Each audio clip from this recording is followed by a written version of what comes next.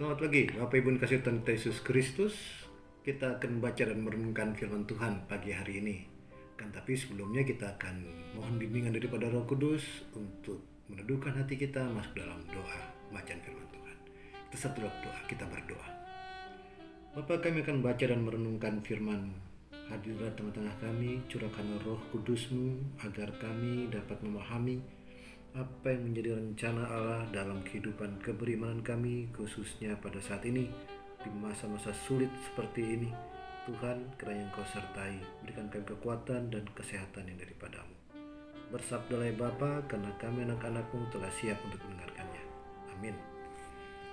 Saudara-saudara yang kasih Tuhan kita Yesus Kristus, jumpa lagi. Dan kemarin dari hari pertama sampai dengan saat ini, dari korban bakaran, korban sajian, kita sekarang bicara tentang korban keselamatan.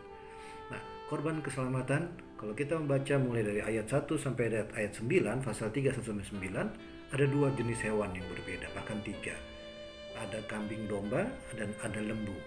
Nah, ini sama-sama diberikan yang terbaik. Akan tapi ketika kita memberikan lembu, ternyata kita memberikan kambing domba, ternyata kambing dombanya bisa jantan, bisa betina.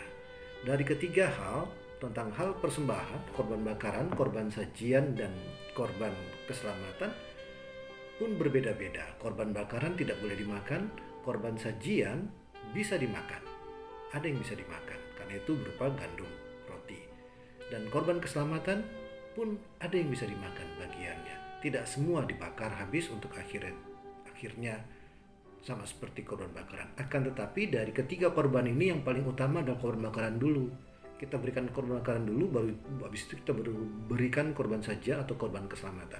Nah, berbicara tentang korban keselamatan dan berbicara tentang imam yang memberikan atau imam yang melayani, saya teringat tentang hal kita disebut para pendeta itu disebut sebagai orang-orang Lewi. Kenapa? Karena mereka tidak punya tempat tinggal dan biaya hidup mereka ditanggung oleh jemaat. Kalau bacaan kita ini sama. Para imam melayani. Imam tidak boleh memiliki kebun. Imam tidak boleh memiliki usaha dan lain sebagainya. Dari mana para imam itu dapat makan? Dari mana para imam itu dapat mensejahterakan keluarganya? Kalau bukan dari ungkapan-ungkapan syukur atau dari persembahan yang jemaat bawa atau jemaat berikan. Itu juga dalam bacaan kita. Dari mana? Imam tidak punya kambing, imam tidak punya lembu. Bahkan kita tidak pernah dengar seorang imam membawa lembu untuk korban curahan bagi dirinya. Tidak pernah. Kita mendengar para jemaat yang membawa. Ketika para jemaat membawa korban keselamatan, para imam melakukan pelayanan. Saat ini untuk akhirnya terjadi hal keselarasan antara pelayanan dan kesejahteraan di dalam kehidupan umat Israel.